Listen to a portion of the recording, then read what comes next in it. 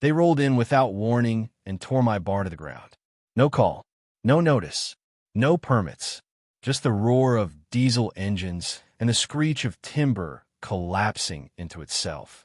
By the time I got back from the feed store, all that remained was a crater of splinters, rusted nails, and dust choking the air like smoke from a funeral pyre. That barn wasn't just wood. It was my grandfather's first build, the place where he stored seed in summer and sheltered cattle in storms. It had stood for 72 years, through droughts, floods, and everything in between, and they leveled it in an hour. The HOA called it an eyesore, a safety hazard, said it violated their new lakefront design standards. Except they don't own my land. Never did. And when I demanded the demolition order, all they gave me was a smug smile and a single phrase. We were protecting property values. So I stopped speaking, and I started studying. I mapped the slope, measured the runoff, calculated the flow. Then I bought 30 high-pressure pumps, installed every one of them exactly where nature used to flow before they erased it. And just like that, their pristine resort lake, the one they built their image on, began to sink. By the time they noticed, it wasn't a lake anymore. It was a cracked basin of mud and regret. If an HOA can demolish your property and call it community cleanup, what happens when they pick the wrong neighbor?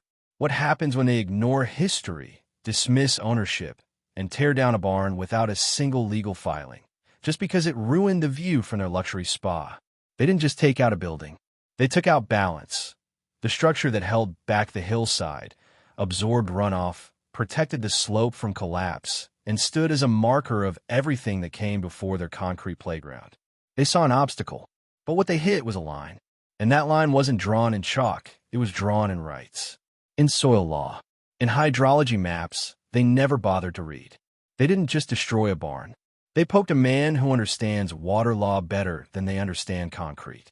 And when you poke a man like that, a man who spent half his life irrigating fields, mapping underground flow, and honoring the slope, you'd better hope he doesn't come back with 30 pumps, a generator bank, and a silent plan to drain your empire 1 gallon at a time. There are some structures you don't measure in square feet. You measure them in memories. And that barn, sitting quiet and proud at the base of my family's ranch for over 70 years, held more than hay, nails, and timber. It held our history. My grandfather built it with his bare hands in the fall of 1951, just before the first frost. My father repaired its roof after a tornado sheared the ridge line in '82. And I spent more nights than I can count under its beams, fixing tractors, storing feed, watching dust curl in the last light of evening. We didn't decorate it. We didn't need to. That barn wasn't for show. It was for work, for storms, for life. And then one morning, it was gone. It was a Thursday. I'd left the ranch early to pick up a replacement PTO shaft for my baler. Wasn't even gone 4 hours. When I returned, I noticed the dust first, hanging in the air like a fog that refused to settle. Then I saw the tire tracks. Fresh, heavy, bulldozer tread, crossing my fence line without so much as a courtesy call. And beyond that, nothing. No barn. Just a crater of upturned earth, splintered beams, sheet metal folded like discarded paper, and a pile of shingles still steaming under the weight of the mid-morning sun. I stood there, key still in my hand, heart pounding, dust catching in my throat like grief. It wasn't just demolished, it was erased.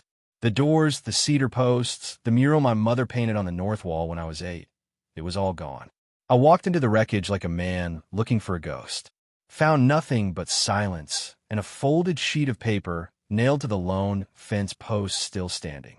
Notice of emergency code enforcement. Per the Hillview Waters HOA Regulation 7.3.1, this structure has been removed for violations of slope visibility, structural decay, and public safety standards. No name, no signature, no seal from the county, just ink on paper. Cold, mechanical, illegitimate. Hillview Waters is the name of the new resort development that went up over the last 4 years. Concrete villas, polished walkways, floating dock spas, and paddleboard yoga classes that echoed across the hills on Sunday mornings like sermons for the wealthy. They were never supposed to come this far. Their boundary ended over 300 feet uphill from my property line. But I watched them inch closer, installing cameras on trees they didn't own, trimming branches they had no right to touch, planting hedges like they were claiming territory. Still, I didn't say anything, because where I come from, you only fight when the fence is cut. Well, this time, the whole damn barn was cut. So I drove straight to their main office, a glass box tucked behind the welcome fountain and valet station. A young man in a polo shirt met me at the front desk, smiling, until he saw the dirt on my boots, until he saw the crumpled paper in my hand. Then the smile stiffened. "I'm here about the demolition," I said, voice tight. He blinked. "Sir, you'll need to be more specific." "My barn," I said. "The one that sat on my property. The one your machines tore down this morning." He paused, swallowed, then motioned for someone in the back. That's when she walked out. Lauren Brennan, HOA president, designer glasses, clipboard tucked under her arm. The same fake empathy I'd seen in every city lawyer who ever tried to out-talk a deed. "Mr.?" she asked. "Jameson," I said. "Rhett Jameson, parcel 108, directly east of your spa slope." Her eyes didn't even flicker. Yes, that structure. Unfortunately, it was identified as a hazard and removed under emergency code authority. It violated slope view ordinances and posed a liability to the community. "Slope view?" I asked. "Sight lines," she clarified. The barn was visible from the upper suites. Some guests filed complaints, and once we inspected it, we determined it was at risk of collapse. "It wasn't even on your land." She gave a polite, practiced smile. "It was near the shared vista corridor. And under our jurisdictional buffer extension, we reserve enforcement rights over a 10-yard impact zone, especially when structural decay is observed." I stared at her. "You have any proof it was decaying?" "Well, we don't need formal inspection results in emergency cases." "Got a permit?" "No, but..." "Got authorization from the county?" "It's an internal policy matter." "What about compensation?" She blinked. "I'm sorry," I said. I repeated, stepping forward. "If you're going to tear down a family's legacy, the least you could do is offer a check. Or an apology." That smile returned, cold this time. We were protecting property values. I walked out without another word, got in my truck, drove straight home, and sat on the porch until the sun dipped behind the ridge and the only sound was wind moving through where a barn used to stand. Then I made a decision. I wouldn't yell. I wouldn't fight them on Facebook. I wouldn't chain myself to their gates or beg some county clerk to file paperwork that would sit for 6 months. No, I'd do what generations of men like me have done when someone thinks they can take whatever they want and smile while they're doing it. I'd study the land, and I'd use the water, because in their rush to build boardwalks, patios, and mirror-finished pools, they forgot the simple truth of this slope. Every drop, they depend on flows through me. And I was about to remind them of that fact, one pump at a time. I started with the county. I drove into the seat the next morning and walked straight into the records office, past the greeter, and up to the public zoning desk where they keep every permit, inspection report, and code violation on file since 1949. I need to pull any violations or demolition orders filed against parcel 108 in the last 6 months, I said. The woman behind the desk, Debbie, a sharp one I'd known since high school, raised an eyebrow. "Something wrong, Rhett?" I handed her a copy of the so-called emergency enforcement notice the HOA had nailed to my fence. Her eyes narrowed. "Let me check." She tapped her keyboard, searched, then frowned. "There's nothing here," she said. "No code enforcement reports. No safety complaints. No demolition permits filed for your parcel. Can you check if the HOA submitted anything at all? Even a claim?" She ran the search again. After a long pause, she turned the screen around so I could see it for myself. 0 results. No permit. No emergency order. No complaint. Nothing. They tore down my barn based on a lie and didn't even bother to cover their tracks. I drove home quiet, parked by the slope, walked the line where the barn used to stand, the soil still broken and exposed like a wound that hadn't scabbed over. I ran my fingers through the dirt. Dry, crumbly, uneven. This slope wasn't just symbolic, it was structural. The barn didn't just sit there for storage. Its footings had been holding the runoff lines steady for decades, trapping debris, controlling erosion, keeping the topsoil from sliding straight into the lake basin below.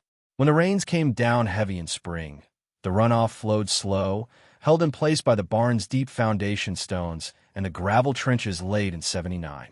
Now, there was nothing left to stop it, and downhill was the Hillview Resort Lake.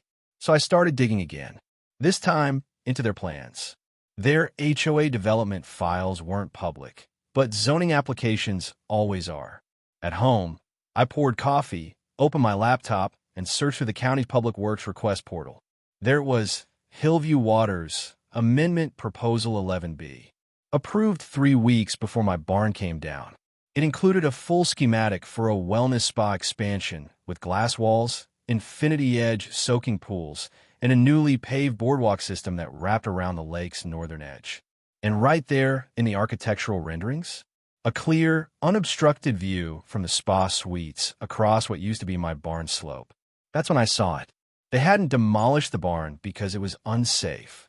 They did it because it was blocking their lake view. I leaned back in my chair and let that settle. They lied about decay, faked an emergency, skipped permits, tore down history, all for aesthetics. Also, their luxury guests could sip cucumber water and post lake selfies without an ugly wooden barn in the background. I stood up, grabbed my keys, and walked the property line again, this time with a tape measure and topographic map. The elevation drop from my fence to the lake was exactly 42 feet over 300 yards.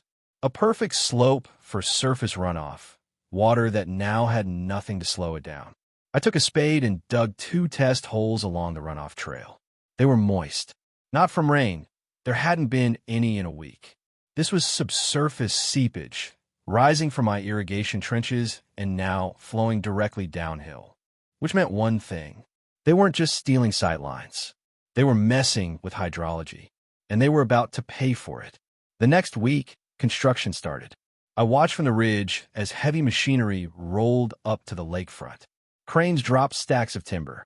Crews started laying foundation blocks into what used to be natural wetland buffer zones, small marshy patches that filtered runoff and protected the water line from algal bloom. They filled it all in, poured concrete pads, paved over cattails, and installed a drainage bypass pipe to direct stormwater flow. Except they didn't test the soil, didn't check for compaction, didn't consult any of the local environmental recommendations filed by the original surveyors. Because they didn't care. The HOA's goal was clear: maximize curb appeal, minimize anything rural. I sent a complaint to the county environmental office. Got a reply 2 days later. After review, we've determined that the development project falls within existing zoning exceptions. HOA construction activity is deemed compliant. I called the office, asked to speak with the director. He was polite, dismissive. Rhett, I understand you're upset, but this is the cost of progress. These projects are bringing jobs, tax base, visibility, and with all due respect, your barn wasn't exactly a landmark. I was quiet. Then he added something that lit a fuse in my chest. Let's be honest. Out here, a few old structures are just rural collateral. Rural collateral. That's what we are now. That's what my family's history boils down to. They bulldoze our barns, pave over wetlands, and say it's just the price of development? No, not this time. Not with my land. Not with my water. Because they may own the buildings, the boardwalks, and the vacation rentals. But every drop that feeds their fancy resort lake flows through the creeks, rivulets, and groundwater paths that start on my soil. And what they didn't realize when they leveled my barn is that they tore down the last thing keeping that water from sliding back where it came from. So I walked back inside, sat down at my desk, and opened a file marked Water Diversion, Surface Rights, Active License. Håller Retellings. Issue date, March 17th, 1991. Authority, County Irrigation and Natural Resource Department. Rights, full control and redirection of natural runoff and groundwater seepage within 12-acre surface buffer. Still active, still legal, still mine. And suddenly, I wasn't just a grieving rancher. I was a landowner with 30 years of license control over the exact water they needed to keep their lake a lake. They took down my barn? Fine. I was going to take down their view, but not with a bulldozer. With pumps, Pipes and pressure. Let the lake dry. Let the boardwalk crack. Let the guests sip cucumber water next to a mud hole. Because the next chapter wasn't going to be written in concrete. It was going to be written in soil, slope, and silence. I did not go to war with signs and shouting. I went with suction. It started with a call to a supplier 2 counties over, someone I knew from back in the 90s when I helped install a gravity-fed irrigation system along the West Ridge. Looking for 30 high-volume surface pumps, I told him. Quiet operation. Diesel powered. Prefer pressure-sensitive triggers. There was a pause. You irrigating half the state? No, I said. Just calling the water back home. Over the next 2 weeks, the trucks arrived. One at a time. Spread out. No patterns. No fuss. Each pump was installed discreetly along natural water paths that once fed the resort lake. These weren't streams with names or culverts with signs. These were subsurface veins, quiet fingers of groundwater that filtered down from my slope and into the basin below. The barn had once balanced the runoff. Now, there was nothing to stop me from reclaiming it. And according to my license, issued by the County Irrigation and Natural Resource Department in 1991, I had full legal rights to redirect any naturally occurring surface water or seepage on my land for agricultural use. I set up diversion ditches across the pasture, dug them with my own hands and a backhoe I hadn't used in years. Built a shallow retention pond near the western ridge where the grass used to dry out by midsummer. I lined the edges with gravel and old timber, designed for absorption and slow feed, the kind of engineering you don't see in blueprints, only in generations of wisdom. Then I ran the hoses. 30 pumps, 3 zones, 10 per section, each pump buried behind brush, angled to pull without noise, without suspicion. When I threw the master switch for the first time, it sounded like the earth sighing. Water moved, not in a torrent, in a reclamation. Within 4 days, the lake started to dip. Not by much, maybe 3 or 4 inches, but enough to ripple the surface differently. Enough for someone lounging on the spa deck to squint and think, didn't the water come closer to the steps before? By day 7, the pressure was visibly dropping along the edges. Paddleboarders reported drag near the north bank. By day 10, the first section of floating dock no longer floated. The lake had lowered by nearly 18 inches. The pumps ran 12 hours per day, staggered in waves to mimic normal consumption.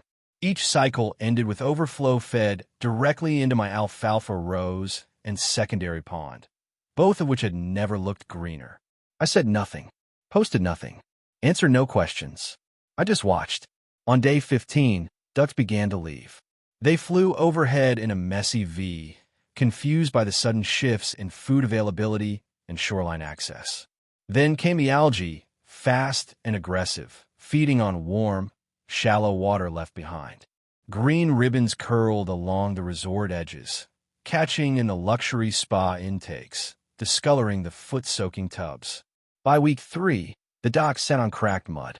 You could walk under it without ducking. Hillview Waters called the county, then the Environmental Division, then the state hydrologist. They issued a request for review, but when the inspector came out and took readings, all he found was this: no illegal discharge, no unlicensed draw from shared sources, all reclamation systems functioning within legal AG rights. They couldn't touch me. They'd removed the only structure balancing the land. I'd simply let nature do what it always wanted to do, correct itself. I got my first call from the HOA president on day 22. Blocked number. Straight to voicemail. Mr. Jameson, this is Lauren Brennan. We'd like to discuss a mutual solution regarding slope water management. Please call me back. I didn't. So she emailed, then sent a courier, then left a letter on my gate, folded in a clean envelope, gold logo embossed in the corner like that made it formal. I read it. It used words like unexpected hydrological impact, potential overdraw, and cooperative negotiation. But all I saw was this: please turn the pumps off. I didn't. I kept to my schedule. Every day, just after sunrise, I walked the pumps, checked pressure gauges, cleared intake screens, listened to the low, rhythmic hum that had become the heartbeat of the ranch. Water flowed like memory, down paths that had taken long before pavement and brochures claimed otherwise. Tourists still showed up, confused why the lakeside fire pit now overlooked a mud patch. Construction on the boardwalk slowed, then stopped entirely. The yoga spa closed for seasonal renovation. The floating dock was decommissioned due to ground instability. And Lauren? She stopped smiling in her press photos. On day 30, I got a letter from the county. An official one, stamped and signed. But not a cease order, not even a complaint, just a request. Please confirm the scope and timeline of your water usage redirection project. We understand you're operating under existing agricultural rights. However, due to recent local interest, we'd appreciate clarification. I wrote back, all systems function within my original surface water rights issued in 1991. Reclamation use is ongoing and necessary. No external sources are being disturbed. As always, I remain in full compliance with the law. That was it, and I signed it. Rhett Jameson, owner, Parcel 108. No anger, no threats, just law, just land, just the sound of 30 pumps pulling the truth back to higher ground. They didn't send an invitation. They sent a demand. An envelope arrived one morning, tucked into the gate latch like it belonged there. The letter inside was printed on thick paper, sealed with the Hillview Waters HOA emblem, and worded in the type of legalese that tried hard to sound polite, but reeked of panic. Mr. Jameson, you are hereby requested to appear before the Hillview Waters Homeowners Association at a special meeting regarding water management impact and slope runoff conflict affecting our community lake and resort facilities. We trust you understand the seriousness of this matter. Oh, I understood. They wanted answers. They just weren't going to like mine. The meeting was scheduled for 6 p.m. sharp, held in their newly constructed event hall, the one with chandeliers and reclaimed wood walls, made to impress the luxury crowd.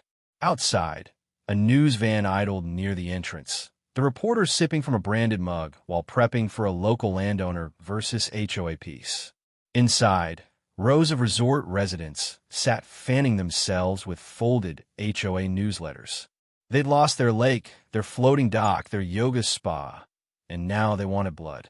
I walked in wearing the same denim jacket I'd been using since the day my barn was torn down. In one hand, I carried a leather binder. In the other, a rolled topo map, rubber-banded at the ends. No lawyer, no microphone, just the truth. Lauren Brennan sat at the head of the board's long table. She stood the moment she saw me, posture tight, smile strained. Mr. Jameson, thank you for coming. I'll speak now, I said calmly. Then you can ask your questions. A murmur passed through the crowd like a shifting wind. Lauren hesitated, then nodded. I placed the binder on the table and unrolled the map. This, I said, tapping the contour lines with a worn finger, is a topographical readout of the land above your resort. My land, Parcel 108, surveyed, registered, and zoned decades before this HOA ever existed. I slid a copy of my 1991 water rights license across the table. This document grants me legal authority to reclaim, redirect, and retain all surface water, runoff, and subsurface seepage originating within my property's natural flow lines. Lauren opened her mouth. I raised a hand. You tore down my barn, I continued.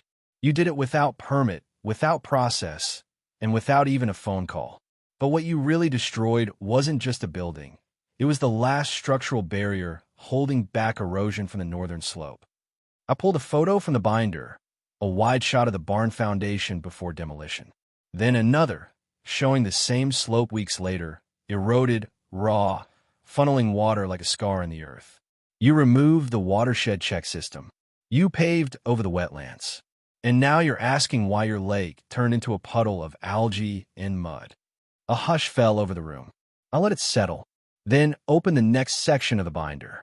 These, I said, laying them out one by one, are county soil stability reports, commissioned by your own HOA for your lakefront construction project. They warned about slope destabilization, runoff risks, and groundwater dependency. You ignored them. Lauren's face paled. This one in particular, I said, tapping a highlighted paragraph, notes that removal of existing slope barriers may increase surface water velocity and reduce lake recharge volume. That barrier was my barn. I paused, looked her dead in the eye. I didn't drain your lake. You did. I just stopped holding it back. A hand shot up in the audience. A resident, older man, clearly angry. So what? You just let us all suffer? Let the place rot while you water your grass? I nodded. My legal grass. On my land. Using my water. The same water you used without permission until the slope shifted and I took it back. Another voice rose. We paid thousands for lake access. You can't just. I can, I said, calm as ever. Because the moment you tore that barn down without cause, you changed the slope. You altered the flow. And every drop that filled your lake stopped being a gift and started being a liability. I turned back to the board. I warned you. Quietly. Legally. Repeatedly. You dismissed me as rural collateral. You erased my history to protect your property values. And now you're facing a reckoning. I opened the final page of the binder. Because these, I said, laying down 3 letters, are notices of intent to sue. Silence. Filed by 3 of your own residents. I continued. 1 for environmental negligence. 1 for loss of use. 1 for property devaluation tied to HOA mismanagement. Lauren stared at the letters like they were written in fire. I didn't bring those, I added. They filed them after they realized what your board covered up. Someone in the crowd stood and shouted, "Is that true?" Lauren didn't answer. Another voice. "Did you know we were going to lose the lake?" The room erupted. Lauren looked like she might faint. She reached for a glass of water, then placed it back down with a trembling hand. I think we need to recess." "You don't," I cut in. "You just need to tell the truth." She looked at the crowd, at the board, at the cameras now filming from the back of the room. And then, without another word, she stood up, slid off her chair, took her HOA pin off her blazer, and placed it on the table. "I resign," she whispered, and she walked out. No applause, no farewell, just the sound of heels fading into stunned silence. Later that evening, the local news ran the story. HOA in hot water. Landowner's legal pump system exposes illegal construction, triggers resignation. My phone buzzed all night. Neighbors I hadn't spoken to in years. Reporters wanting statements. Residents apologizing. I answered none of them. I was too busy walking the slope, checking the ditches, listening to the quiet hum of pumps doing what they were built to do. Water moving home. Justice moving with it. The barn never came back. What they destroyed couldn't be rebuilt. Not exactly. The foundation still sits there, sun-bleached and scarred, surrounded by the ghosts of boards and beams that once stood steady through wind, flood, and history. But that empty space? It doesn't ache anymore, because while the barn remained a wound, the land around it began to heal. 3 weeks after the meeting, the county board passed a new ordinance. No HOA can demolish any non-member structure, even adjacent to shared space, without a court-reviewed permit and environmental impact assessment. Period. It wasn't just policy. It was precedent, a line drawn in law to stop this from ever happening again. And this time, it wasn't me who fought for it. It was the very residents who once accused me of draining their dream. They showed up at the hearing. They held photos of the lake, the dock, the barn. They demanded reform. They got it. I didn't build another barn. Not in the same place. That slope now holds something different, a native plant reserve. I worked with a local conservation group to design it. We laid down mulch, seeded native grasses, built shallow pools for runoff collection, and planted rows of wildflowers where the old footings used to lie. It isn't fancy. It isn't symmetrical. But every inch of it speaks the same message. You can't pave over everything. Some things need to stay rooted. Some things belong to the land, not the ledger. The reclaimed lake edge became the first site in the region to receive a grant for educational ecological restoration. Now local students visit twice a year. They walk the slope, study water tables, trace runoff paths, and sit in the shade of trees that weren't there last season. They don't ask about the spa anymore. They ask about the pumps. They ask why the cattails came back. They ask who tore down the barn and why that matters. And when they do, I tell them the truth. The folks who once rolled their eyes at the old rancher on the hill now ask me for advice. They knock on my door with maps in hand, ask how to set up rain catchments, how to rebuild tree barriers.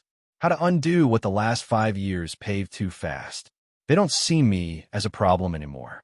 They see me as the line they crossed and the lesson that followed. I never asked for a spotlight, never wanted a platform. But if the world is going to rush forward, building fast, cutting corners, ignoring the slope for the sake of view, someone has to speak for the water. Someone has to remind people that everything flows somewhere. And if you push the land too hard, too fast, without care, it pushes back. The barn is gone, but its shadow stretches longer than ever. And in its absence, something new has grown.